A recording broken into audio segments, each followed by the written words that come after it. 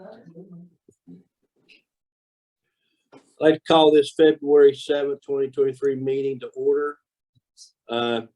John, would you like to lead us in pledge? Sure. I pledge allegiance to the flag of the United States of America, to the republic for which it stands, one nation, Indivisible, with liberty and justice for all. We're not going to do this. Okay. The Fayette County Commission will now meet as a board of equalization and review. Is there anybody here to present a petition? No, there is not. You don't have anybody, Eddie? No, sir. All right. Motion to recess as the Board of Equalization and Review and reconvene at 9 a.m. on February 13th, 2023. Oh, 13th, I'm sorry. 13th. It's February 13th, Tom. That's my bad. February 13th, 2023. I thought I said 13th, but I may not have. Let me see here. Is that the next meeting? Yes, Monday. Is there any? No, it's why none of the other commissioners of this conference have the same meeting today.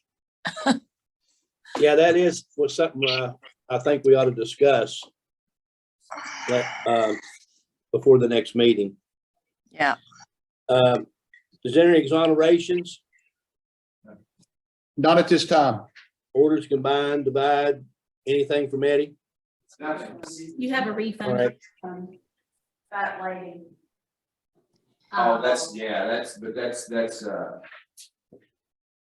a county court order, you know, we don't, that's what they would sign. That's a little bit of a different thing. We would issue a refund on a current year or prior year, but when it comes to, But would they not have to vote on it? yeah, they would have to vote on it and sign it. Right. We should mention he received an award here yesterday. Yeah, I was gonna mention it, but I'm glad you did. You saw it happen.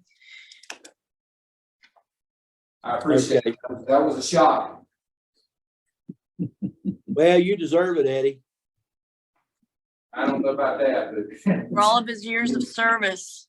Yeah, you deserve it. Believe me. Yep. Great. You always fought for what's right. You deserved it. I'd like to make a motion to approve first half February payroll, February 10th. Second. All in favor? Aye. I'd like to postpone the vouchers and invoices to the next meeting. Second. All in favor? Aye. Minutes? Do we have any minutes? And no estate settlements? Any estate settlements? No. All right, Ruth?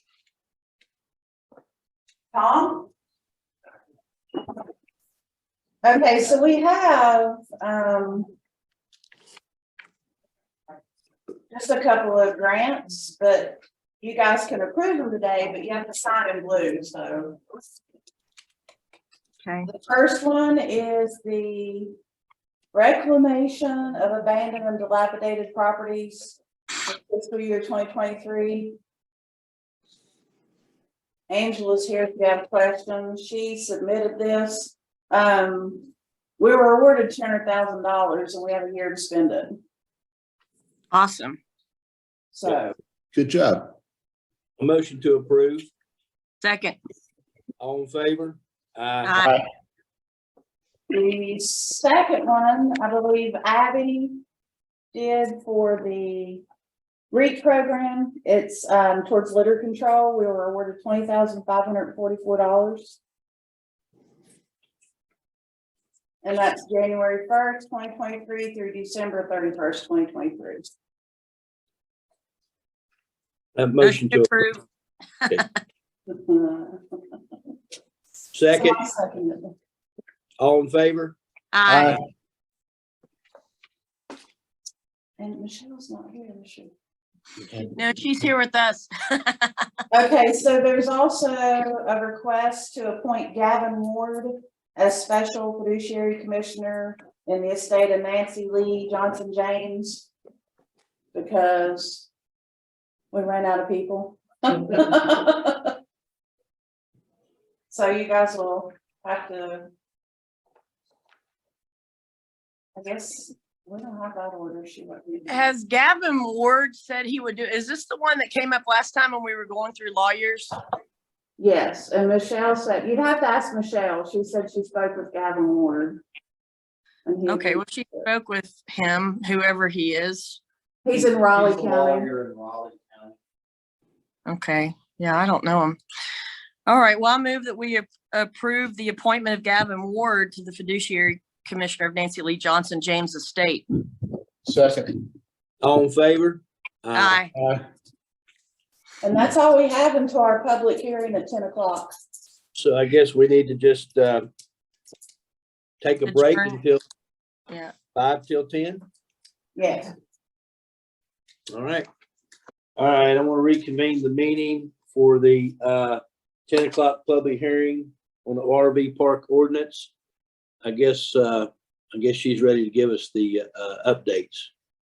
Yes, so you guys should have in your email, I hope. The planning commission met yesterday regarding the RV park ordinance that was presented to you guys. They did make some changes. Do you guys have that, or you want me to go through what changes? Will you highlight them, please? Yes, so section, I-1, well, the first thing they wanted to remove is the minimum parcel size, for the density. They did not want 15 RV sites per acre. They felt as that was too restrictive, so they removed that section completely. So they wanted, the next one is section D, the minimum parcel size. It was 1,200 feet, but they reduced it down to 900 square feet. Their main reasoning for that is they felt as though there was going to be a lot of sprinter vans, and those are smaller and wouldn't require as big as an area. Okay, can I ask a question about that 1,200 square feet? You It says can, minimum parcel size 1,200, and then on then it says the minimum size of the RV park is 5 acres. I mean, I just questioned that. what they mean by parcel size, that would be each RV site. Okay, the whole, okay, Yeah, like a 12, I think it was like 25 by 36 is what the planning commission calculated. That's for each little RV site, like the concrete pad that people drive in and your picnic and fire pit. okay, 5 acres for the whole campground. The individual sizes would be the 9 square foot is what they recommend. okay. And they did not like the boundary barrier. They didn't think as though it was too costly to put a fence up over the whole property. So they wanted a boundary barrier of vegetation instead of a fence. And the other thing they also wanted is they felt as though the solid waste disposal should be enclosed with a concrete pad. So they did recommend unanimous to adopt the RV ordinance and with the following changes. So they recommended that, and that is up to you guys whether or not you want the 2 recreational vehicle park regulations to be adopted in the Unified Development Code. I don't guess there's anybody here to speak other than you on this. That would be it. Is there anybody online, Robert? There's a Patricia Breeden and the Anstead Mayor, the only 2 that are on. Well, I copied it from the Anstead mayor. I used it. So, I want to add one thing or a couple things. First, this will only pertain to all new RV parks from today's date going forward. correct. Every existing RV park would be a non-conforming because they were established prior to the adoption of the RV park.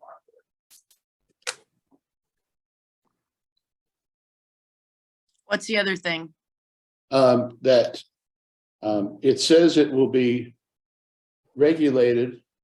And they can also, if they are a seasonal worker, they can ask for a variance through Angela's office.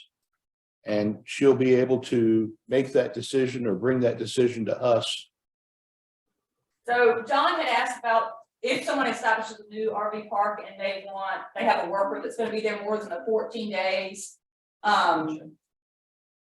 So is it 14 or 30? I thought 30 days, it's 30 days. 30 okay. consecutive days. So basically, if you have a park that established and they're like, hey, we're gonna advertise to long term, they would have to apply for a variance in front of the Board of Zoning Appeals. They apply through me and I would present it in a public notice to the Board of Zoning Appeals.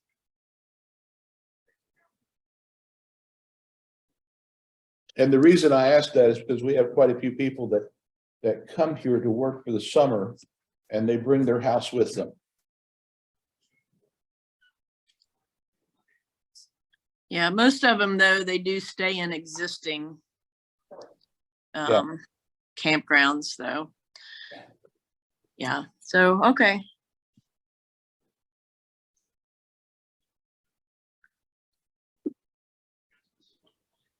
Any other All right, questions? so I move we approve it. Second. All in favor? Aye. Aye. Good job, Angela. Thank you. Thanks. Motion to adjourn. Second. Second. We're out of here.